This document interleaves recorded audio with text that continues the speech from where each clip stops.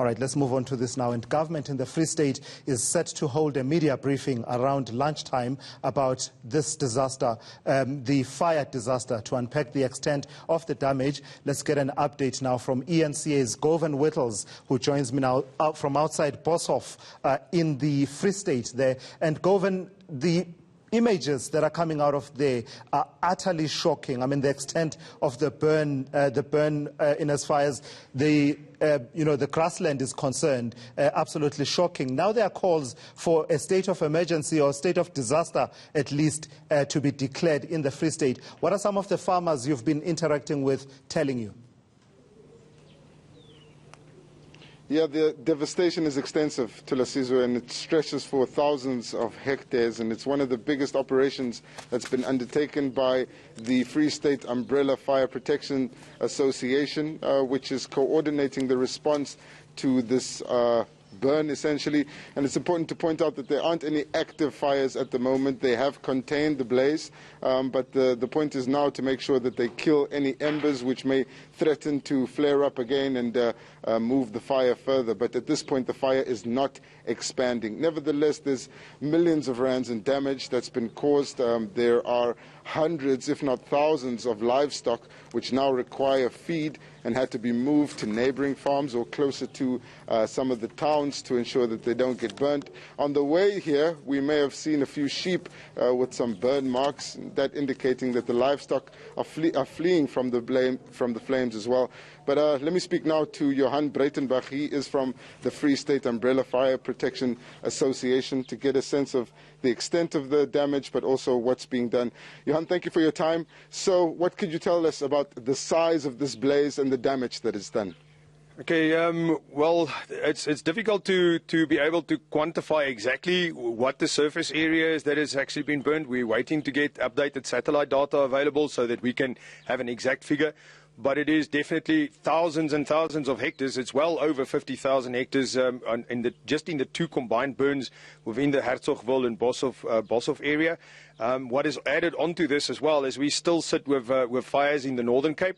Most of those have also just been contained. They are not developing any further.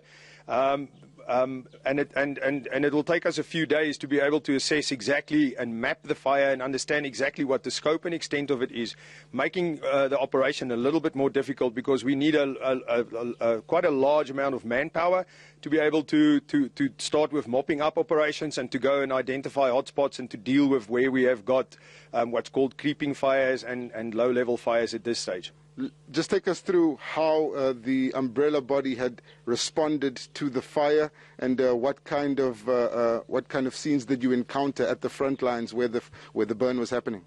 Okay, at this stage you have to understand that the bulk of the fire, while it was active, was dealt with by local farmers associations and the local structures and landowners. They did the bulk of the firefighting. They did a lot of the heavy lifting. As soon as the fire became extensive on Monday, the Lejoloputswa disaster management structures requested us to start assisting them with coordinating some of the efforts, which is in line with the National Disaster Management framework to get it done. We started with a coordination group, and Lejoloputswa started working on fire resources available, working on fires. We were able to come into the area, and we started with an informal coordination group, and this escalated then when on Monday night we had some of the fires that was burning in the Northern Cape has actually crossed borders, and just as the one fire in Herzogsville was busy being brought under a reasonable amount of control, in the evenings it's quite easier to get it under control as conditions just cool down a little bit more. We had the burn that crossed the provincial borders into the Free State, and we actually had an additional fire that very, very quickly spread from the western border of the Free State in between Herzogsville and Boshoff. And that is also an extensive burn that also covers large quantities, thousands of hectares. Okay, and then we still have then on the Northern Cape side we still have fires that was just basically brought under control this morning. We were given quite a bit of a break weather-wise. and we established on the request of the Free State Disaster Management Centre, we established a incident command post here to start coordinating with all the various agencies and all the various departments that was busy making resources available. So we've got an incident management team here that came in last night, and we started fully operating and taking over coordination of the operation from last night and actively starting with it this morning. And we do understand the MEC will be coming here later. You'll brief him on everything that you found. But just tell us what the threat level is currently, that the fire that you've managed to contain and get under control will flare up again and expand to different areas. Extremely high. We are facing, we having, as I mentioned earlier, we've got a little bit of a break in the weather right now at the moment. We're expecting the wind speed to actually increase. The wind direction is also going to change. And then we're expecting extreme fire weather, and the temperatures that is expected over the area is going to be above 35 degrees. High winds, strong winds, wind speeds are going to pick up, and we sit with hundreds of kilometers of fire perimeter that needs to be mopped up, as a term that we use, and it needs to be cleaned up. Otherwise, we will have a very, very high likelihood of multiple reignitions over thousands, well, it's hundreds of kilometers of fire front, where we will have incidents where we will have reignition, and then we sit with multiple incidents again in the area, and that would be very difficult to contain. So right now, we need to get onto that fire line, and we need to start working on it to make sure that the thing is completely extinguished and to lessen that risk. But we're running out of time. We've got a short period of time to be able to do so. Just tell us then exactly what is burning, because the Free State is quite expansive. Is this mostly farmland and grazing fields for animals? And you guys are out there fighting the fires. You're on the fire perimeter. Do the farmers have help in moving their livestock away? A lot of those efforts are done through the local fire protection associations, and that is how the structure is put together. So there is a communal help system. It works and it's very effective. But there comes a stage where incident expands to such an extent that the local resources and the local ability to cope with that quickly gets overrun, and then it's extremely necessary to bring external resources in. And that is part of the problem, is to make sure that those structures are in place, and that we can quickly get external resources in, and ensure that adequate help and support is also provided to the local people in dealing with the crisis of the active fire. And lastly, how does this compare to other fires you've seen in the area?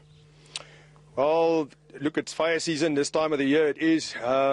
We keep very, very close tabs on fire development within the Free State. Free State is a flammable place. And right now we are basically sort of in the peak, in a very, very high peak of fire season.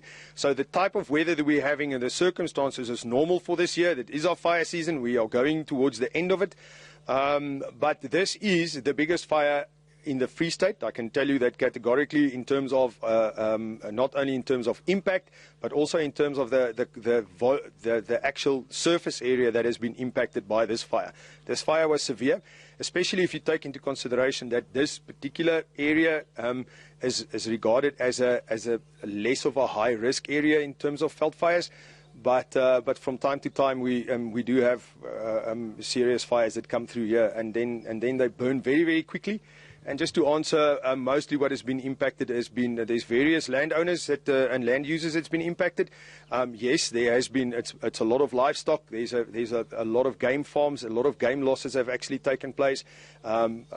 Sheep and cattle has been affected, and that is not only just for the established farmers and for commercial farmers, but there is also a severe impact on upcoming farmers and other land users in the area. So yeah, a variety of land users have been severely impacted by this. Thank you so much. That's Johan Breitenbach. He's with the Free State Umbrella Fire Protection Association. This is important because a lot of our food comes from this area, Thulasizwe, especially the meat, and this will undoubtedly have an impact on the availability and perhaps the price of some of the most sought after meat, such as lamb, particularly from the Kalahari.